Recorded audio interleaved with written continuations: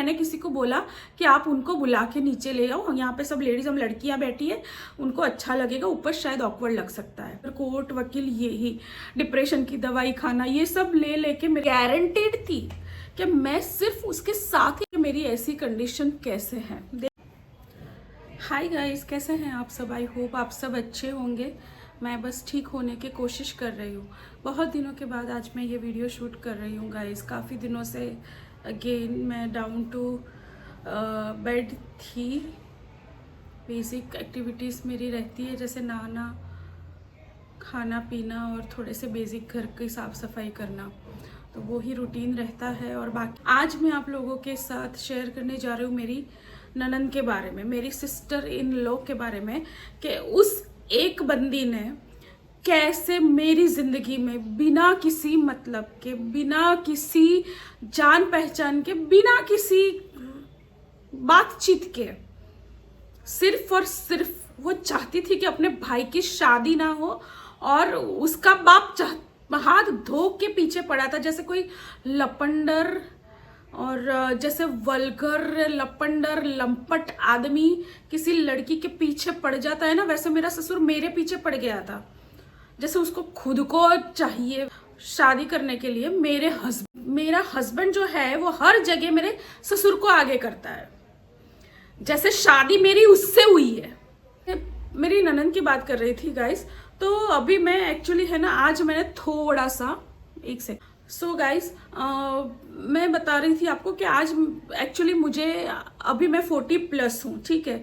तो ऑब्वियसली बात है कि मुझे ग्रे हेयर और वाइट हेयर्स आए हैं, तो मुझे फ्रंट में यहाँ पे काफ़ी ग्रे हेयर, अगर आप मेरे पिछले वीडियो में देखोगे या रील्स में देखोगे तो आपको पता चल जाएगा। तो आज मैंने थोड़ा सा रूट टचअप किया बहुत महीनों के बाद। वैसे मुझे कोई इंटरेस्ट नहीं है, बट ऐसे ही बैठ रही थी तो माइंड डाइवर्ट करने के लिए क्या करूँ, घर का काम खत्म हो गया, मैंने थोड़ा सा रूट टचअप किया और मुझे हेयर वॉश करना था।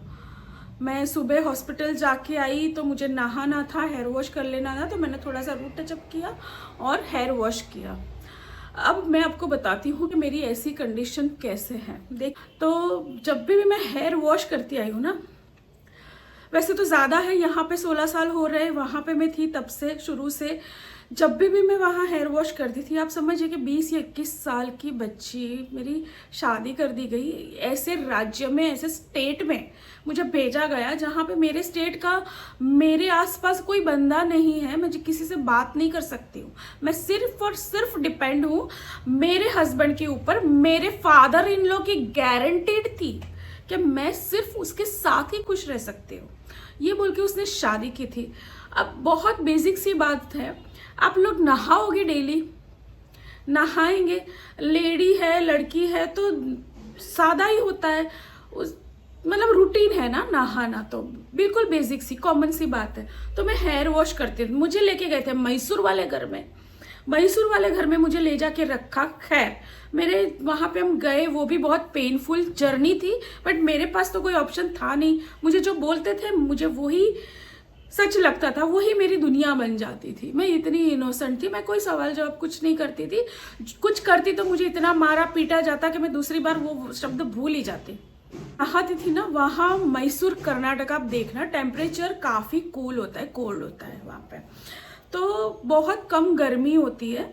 तो मैं नहा के घर से बाहर, वैसे वो लोग भी ऐसे टहलते थे, उनको देख के जैसे बच्चे हैं ना, नया इंसान बच्चा होता है, मैं भी बच्ची थी। मैं देखती थी मेरी ननद, मेरे ससुर, मेरा हस्बैंड, मेरा देवर, सब लोग कैसे घूमते हैं बिंदास आस पास ये वो, तो मैं भी ऐसे चाइल्डिश थोड़ा सा चंचल सी थी। तो नहाने के बाद, रेडी होने के बाद, पूजा करने के बाद, मैं बाल सुखाने के लिए घर के बाहर जो गेट है, मेरे पास अभी फ़ोटो नहीं है गाइज, मेरा फ़ोन है ना वो मेरे पास नहीं है जिसमें फ़ोटो थी, अभी वो फ़ोन मेरे पास नहीं है, वो मैं कभी बताऊंगी आपको कि क्या हुआ, तो वरना मैं यहाँ फ़ोटो लगा देती आपके रेफरेंस के लिए। एनीवेज, आप समझिए कि घर की एक बाहर की दीवार जो कोट बनाते हैं हम, है ना, वो है, और गेट था। तो मैं वहाँ से बाहर कोर्ट के पास ही खड़ी रहती थी, जहाँ पे सूरज की रोशनी, किरणें, ऐसे ताप धूप आती थी ना, वहाँ पे खड़ी रहती थी बाल सुखाने के लिए। ज़्यादातर कोई नहीं, कोई प्रॉब्लम नहीं थी, सब लोग अच्छे थे, आस पड़ोस के लोग सब जेन्युइन लोग थे। लेकिन मेरी ननद जो है ना, कभी किसी ने बोल दिया था कि तुम्हारे बाल बहुत अच्छे हैं। देखिए मैं आपको बताती हूँ, ठीक है, ये मेरे बाल है, देख सकते हैं।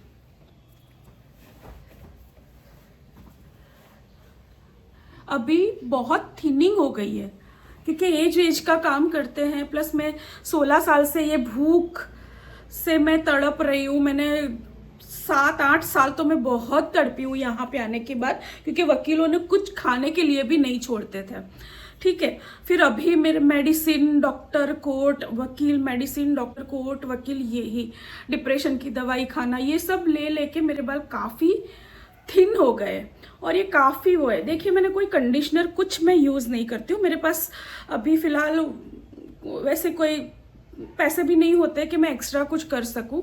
जो भी घर घराऊ होता है वो कभी कभार कर लेती हूँ मिल जाए तो, वरना सिर्फ शैम्पू होता है जो सैचेट आते हैं वो मैं 1 या 2 कोई भी ले लेती हूँ, ठीक है। तो ये मेरे बाल है। हाँ, उस वक्त लेंथ कम होती थी, लेंथ मेरी यहाँ तक ही होती थी, यहाँ तक है ना, यहाँ तक होती थी। अभी मेरी लेंथ हेयर की बढ़ गई है और ये बात है। और मैं अभी 41-42 प्लस हूँ, आप वो समझ लीजिए। तो मेरी ननंद है ना, मैं जिस दिन हेयर वॉश करती थी वो एक दिन 4.5-5 साल में ऐसा नहीं गया कि मुझे जानवरों के जैसे मार ना खिलाई हो उसने। मेरा ससुर और मेरा देवर खड़ा खड़ा देखता था, मेरी ननंद और मेरा हस्बैंड जानवर के जैसे मुझे पीटते थे। मुझे कुछ पता भी नहीं होता था कि क्या हुआ। मेरा हस्बैंड आता सीधा जानवर के जैसे टूट पड़ता, जैसे ही मैं दरवाज़ा खोलती वो जानवर के जैसे मारपीट करने टूट पड़ता। मुझे कुछ नहीं पता क्या हुआ ये वो। मैंने अभी अभी बोलना शुरू किया है गाइस, 2 साल से या 3 साल से थे। मेरी ननद की बात मैं आपको बताऊं तो जिस दिन शादी हुई थी ना गाइस, उस दिन शादी के दिन वो मेरे आसपास बैठी नहीं है, मेरे पास बैठी नहीं है, मुझे विश करने नहीं आई ना। मैंने उसको अपने भाई को कॉन्ग्रेचुलेट करते हुए देखा या सुना। अगर आपने मैंने पिछले वीडियो में देखा है तो मैंने बताई है कि जब मुझे यहाँ से लेके जा रहे थे दूसरे दिन, तो हम वहाँ से मुंबई वेटिंग रूम में बैठे थे और बहुत सारा टाइम था जब ट्रेन के लिए वेट करने का। तो उस वक्त मैंने जो एक छोटा सा बैग लिया था उसमें कुछ चीज़ें ही ली थी, 1-2 पैर ऑफ कपड़े थे मेरे और 1-2 गिफ्ट की चीज़ें थी। तो मैंने मेरी ननद के लिए, मेरी मम्मी ने लेके दिया था कि पर्स दे देना। तो पर्स जो लिया था ना वो एक्चुअली शादी के दिन देना था, पर इतना उन लोगों ने कंफ्यूजिंग इतनी सारी चीज़ें शादी में करी थी कि मुझे कुछ समझ ही नहीं आया। तो जब वहाँ पे बैठे थे मुझे याद आया तो मैंने तुरंत बैग में से निकाल के मेरी सिस्टर इन लॉ को दिया कि ये आपके लिए गिफ्ट है। उसने ऐसे पर्स उठाया और उसके काका की लड़की, छोटी सी लड़की थी, मतलब छोटी, मतलब 17-18-19 साल की, उसको उठा के उसके गोद में पटक दी, बोला ये ले तू रख ले, मुझे ये सब नहीं चाहिए। और मैं उसके से, वो मेरे सामने देख भी नहीं रही है गाइस, उसको ऐसा कुछ नहीं कि मुझे कैसा फील हो रहा होगा, मुझे क्या लग रहा होगा। और मैं इतना खुशी से, इतना प्यार से, मतलब मेरे घर में तो मुझे समझ नहीं आ रहा आज भी ये जब आपको बता रही हूँ ना, तो मतलब कैसे होता है ऐसा, कैसे होता है ऐसा किसी के साथ बिहेवियर। उसने पटक दिया, उठ के वहां से टन टन टन टन करके निकल रही थी।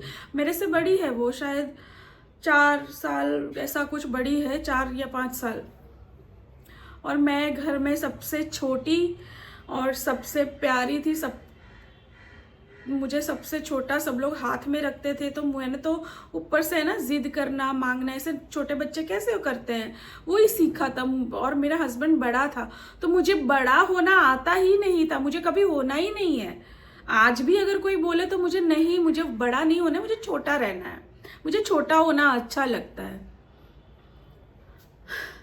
मुझे कुछ समझ ही नहीं आया।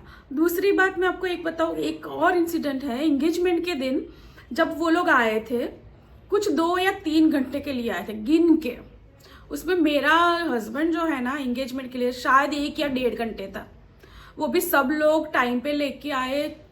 सब लोगों के बीच में उन लोगों ने कुछ रस्में जो करनी होती है वो, और कुछ 10-15 मिनट का फोटो का सेशन, मतलब घर में ही था। वहाँ पे घर घर आओ फोटो लिए हम लोगों ने, उतनी देर में वो फुस हो गया, खाना खाया और गायब। बाकी सब लोग बैठे हैं वो लोग। तो उन लोगों ने उसकी मेंटल कंडीशन छुपाने के लिए जो गेम खेला है ना, 3 महीने के अंदर हरी हरी कराना, लेकिन उनके चेहरे पे कोई खुशी नहीं। क्या हुआ था कि हमारा घर जो है वो 2 माले का है, 2 फ्लोर का है, ठीक है, ग्राउंड फ्लोर, फर्स्ट फ्लोर। तो फर्स्ट फ्लोर पे तो हमारा हॉल थोड़ा सा बड़ा है कंपैरेटिवली ग्राउंड फ्लोर मम्मी के घर का। तो जो हॉल बड़ा है, ऊपर सामान भी थोड़ा सा हमने कम रखा था क्योंकि ज़्यादातर नीचे रहते थे, ऊपर का हमने तभी कंस्ट्रक्शन शायद नया नया करवाया ही था, कुछ 4 या 5 साल हुए थे। तो वहाँ पे मतलब बैठना सोना, एक्स्ट्रा चीज़ें, हॉबी है कुछ ऐसा करना, उसके लिए वहाँ पे हमने एंगेजमेंट का सेटअप किया था। तो सब गेस्ट आए थे, सबको ऊपर बिठाया था, सब अरेंजमेंट किया हुआ था, और मैं नीचे के रूम में रेडी हो रही थी।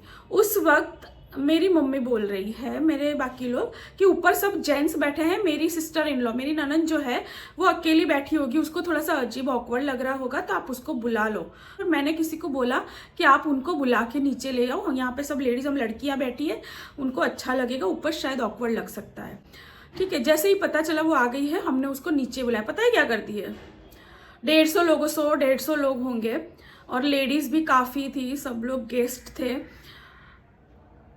उस वक्त वो रूम में मैं अकेली थी, बाकी सब गेस्ट लेडीज थी, ठीक है, फ्रेंड्स हैं या फिर रिश्तेदार वाले, वो सब उनके हमारे 2-4 लोग और उनके सब लोग।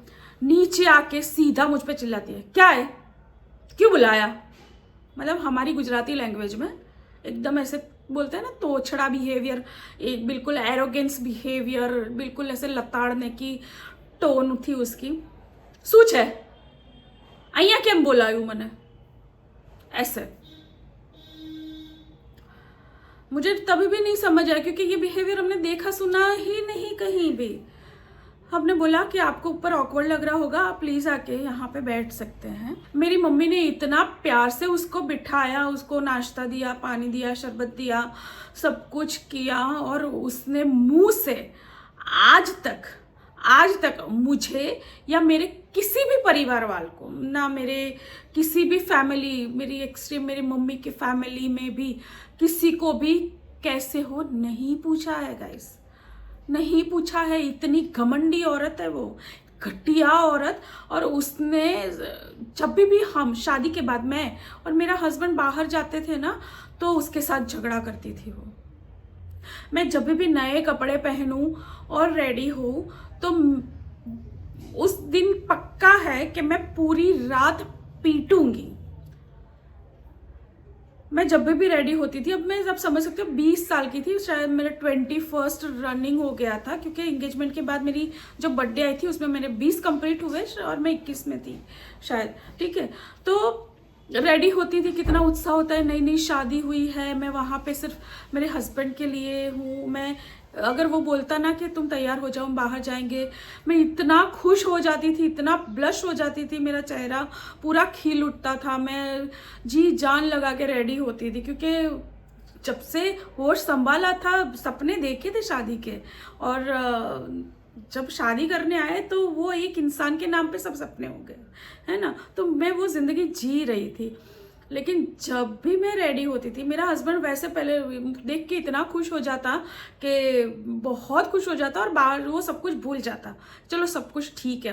एक्सट्रीम लेवल का हैप्पीनेस उसके चेहरे पे, उसकी हेल्थ पे भी धीरे धीरे दिखने भी लगा था। नेबर्स भी बोलने लगे थे कि तुम तो शादी के बाद बहुत खुश रहने लगे हो, हमने तुमको कभी ऐसा कुछ देखा ही नहीं। लेकिन मजाल कि मेरी सिस्टर इन लॉ ने देखा हो, और उस दिन हमारा मतलब D-Day ना हो, मार ना पड़ा हो मुझे, मेरे ही हस्बैंड मुझे रात को पूरी रात पिटता। जब कोई पूछ लेता, कोई आवाज आ रही है नेबर में से, अगर उनको लगता कि कोई डाउटफुल हो रहा है कि आवाज आ रहा है, आवाज आती है ना, जानवरों के जैसे पीटते हैं तो कभी कभी आवाज़ निकल जाती थी, वैसे ज़्यादातर वो लोग बहुत ही शातिर दिमाग से मुझे मारते थे। हमेशा मेरे मुंह में उसका शर्ट ठूस देना, टी शर्ट ठूस देना, टॉवल, जो मोटा टॉवल आता है रुई वाला, वो टॉवल ठूसना, मेरे मुंह में टॉवल ठूस देना, चद्दर बेडशीट पूरी निकाल के वो ठूस देता। इतना अग्रेसिव, इतना जानवर आ जाता उसमें। वो मुझे बिना देखे सुने सिर्फ मारता था। ना सनकी इंसान था। बाल पकड़ के कहीं पे भी फेंक रहा है, दीवार में पटक रहा है, दरवाजे पे पटक रहा है, बेड पे पटक रहा है, बेड से फिर उठा के नीचे पटक रहा है मुझे, मेरे ऊपर बैठ के, मेरी छाती पे बैठ के, मेरे पीठ पे बैठ के मेरे टांगों को मरोड़ रहा है। इतना मारता था मुझे पता नहीं मैं जिंदा कैसे हूँ। लेकिन आप सोचो, ये घाव इतना लगता था कि मैं खुद के लिए स्ट्रगल करना, वो मुझे अब समझ आ रहा है कि मैं खुद को बचाने की कोशिश भी नहीं करती थी। मुझे पता नहीं चलता था कि क्यों मार रहे हो। वो लोग मुझे छुड़ाते नहीं थे।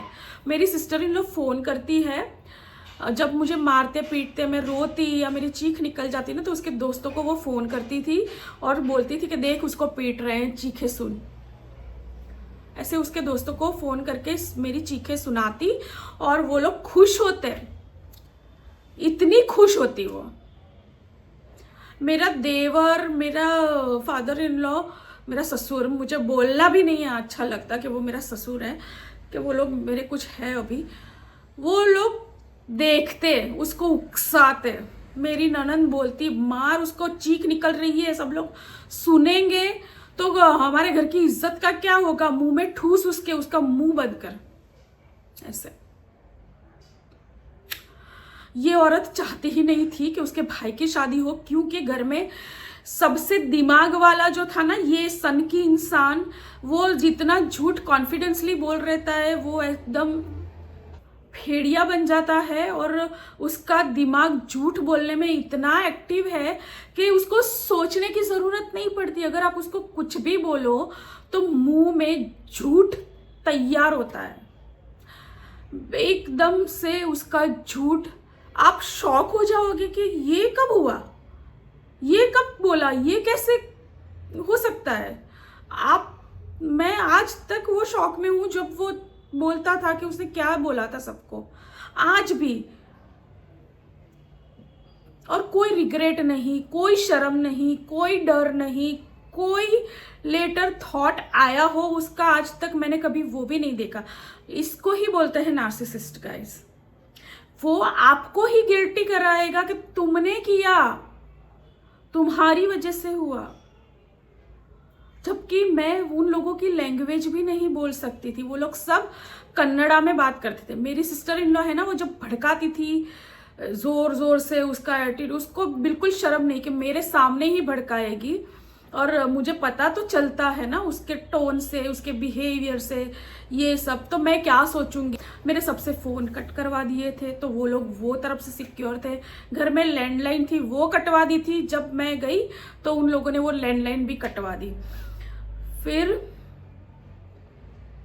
मोबाइल फ़ोन, मेरे हस्बैंड ने मुझे एक बार मोबाइल फ़ोन लाके दिया था। उसका मूड कभी अच्छा हो जाता तो वो करता। तो एक बार मेरी बर्थडे थी और उसने मुझे मोबाइल फ़ोन दिया छोटा सा। उसमें 3 या 4 कॉन्टेक्ट नंबर थे जो उन लोगों के ही थे और जो मैं यूज़ नहीं कर सकती। मुझे सीधा ना था कि मुझे फ़ोन नहीं करना है, मुझे सिर्फ मेरे हस्बैंड को फ़ोन करना है। और मैं सिर्फ उसको ही फ़ोन करती थी। वैसे भी मैं किसको फ़ोन करूँगी, मेरे ससुर को तो नहीं बोलूँगी मुझे यहाँ जाना है ले जाओ, नहीं बोलूँगी। मेरे ननद को बोलने का तो कोई फ़ायदा ही नहीं है, सवाल ही नहीं है, भूल जाओ आप। और मेरा देवर है तो उसको भी मैंने एक बार शायद कुछ किया था, वो खाना क्या खाओगे पूछने के लिए, खुशी खुशी, नया नया था और इन लोगों को नहीं जानती थी तब। तो उन लोगों ने ऐसा बोला कि तारे शू छे, तू केम फोन करे छे, तारे केम। मेरा हस्बैंड ऐसा बोलता था कि तू क्यों फ़ोन कर रही है उसको, छोड़ दो। मैंने नहीं किया कभी उसको फ़ोन। मेरे से छोटा था, मतलब उसका छोटा भाई, तीसरा नंबर का, ठीक है, मेरा देवर होता था वो। और मैं उसकी माँ की जगह पे हो गई थी तब। और मेरी मम्मी ने मुझे शादी के वक्त सिखा के भेजा था, देख उस तेरी सास नहीं है तो ननन या देवर जो है ना, तो उसकी माँ की जगह पे हुई, तो उनको कभी माँ की कमी महसूस नहीं होनी चाहिए। उनको जो खाना है जब खाना है, इतना प्यार से बना के खिलाना, नहीं आता है तो पूछ लेना उनको कैसे पसंद है, क्या पसंद है, सीख लेना और बना के खिलाना।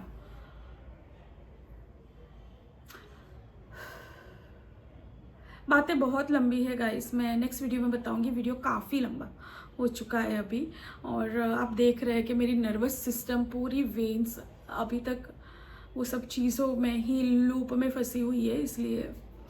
तो नेक्स्ट वीडियो में मिलती हूँ, तब तक आप अपना ख्याल रखना, कमेंट कर लेना, और वहाँ पे सब्सक्राइब और लाइक बटन के पास में हाइप बटन आता है, आप वो हाइप बटन ज़रूर दबाना, मुझे सपोर्ट मिलेगा गाइस। उससे क्या होगा कि मेरे चैनल का रीच बढ़ेगा, मुझे सपोर्ट मिलेगा। मिलती हूँ नेक्स्ट वीडियो में, अपना ख्याल रखना।